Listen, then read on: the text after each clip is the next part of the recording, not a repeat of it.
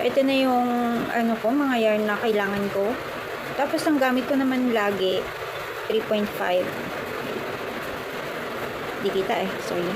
So, 3.5 yung gamit ko. Pero, depende naman kasi sa atin yun, tsaka sa yarn na gamit natin, kung ano yung kailangan natin Basta, ayun, minsan, kailangan ko rin minsan ng 3.0, pero 3.5 yung meron lang ako. So, eto na yung mga yarn na kailangan ko. Itong black, Indufil yarn siya. Ito ay para sa boots ni ni Whitebird.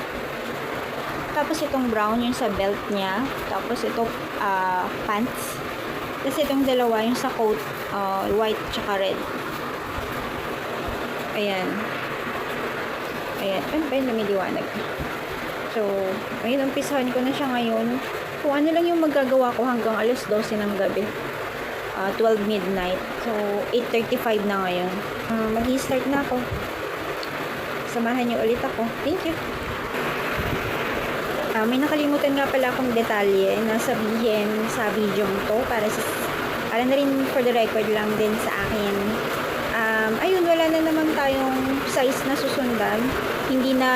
Walang binigay si buyer kung sa size ng baby niya. Ang gagawin ko na Whitebird size ay 7 to 8 months. So, yun siguro gagawin ko na lang yung waistline niya, mga 18 to 19 inches, ganun. So, unahin ko yung pants ni Whitebird, yung yellow. Ayan, yan muna yung gagawin ko. Hello, so natapos ko na yung pants lang pala ni Whitebird. Ito, ano bang size na ito? Pang 7 to 8 months kasi siya. Tapos wala akong idea kung ano yung saktong waistline. So, yan, 9. So, ibig sabihin, 18 inches. Pero stretchable pa naman siya, kaya abot pa siya ng 20 kung para maluwag, hindi ganun kasikip. Tsaka malambot naman siya, fine cotton kasi. So, yun, ito pa lang yung natapos ko. Next kong gagawin, yung belt muna. Tapos ito pala yung sa ulo pala to. Tapos yung boots niya pala, brown pala yun. So, ayun. Yun naman yung gagawin ko, yung mga madadali lang muna kasi ang mahirap yung long coat. Hi, so I'm back. Wait lang. Tapos na ako sa sa belt. Ayan. Tapos ito nga yung pants. Kaya lang naalala ko na parang iba nga pala yung color. So, nalilito kasi ako sa mga kulay-kulay kasi iba-iba kasi yung sa picture Ito. So, sinearch ko siya ulit. Wait. Bakit? Oh, sorry.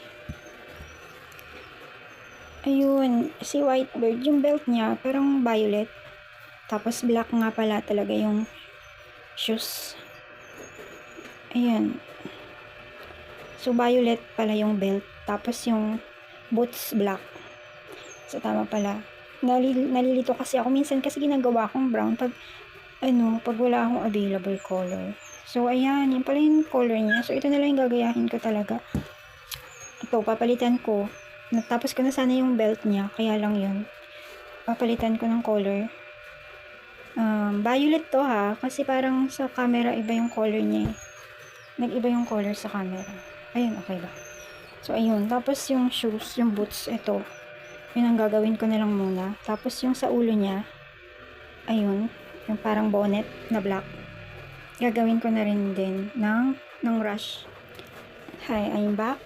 Ito, natapos ko na yung belt na violet. Tapos, boots ni Whitebird. Tapos yung sa ulo niya, ito. Tapos ito pa rin. So, ito yung brown. So, dyan na lang siya. Tago ko na lang yan. Baka may paggamitan pang iba.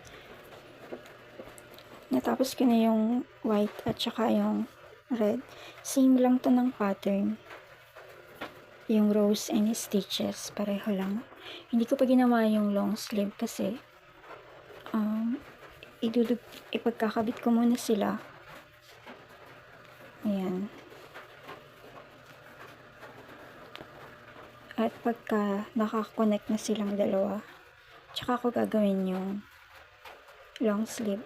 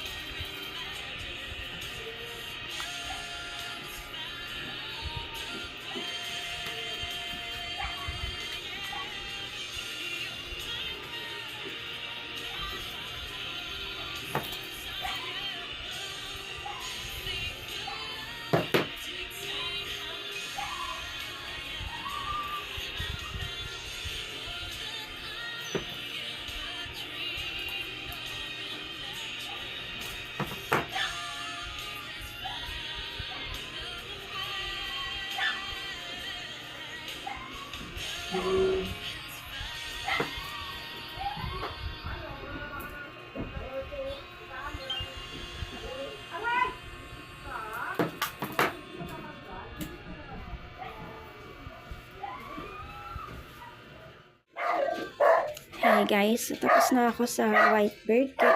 Sorry sa asong ingay. Ano yun? 9 a.m. So, kailangan ko sumabay sa aso. Kailangan ko na itong tapusin kasi ibabalot ko na siya. 9 a.m. ngayon, August 29. So, natapos ko na siya kasi nagmamadali na ako kasi i-drop up ko din siya agad-agad ngayon na. So, ito na. Ayan na.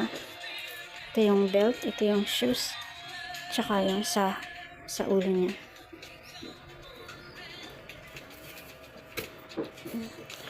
Ito karton lang siya. So, ayan po.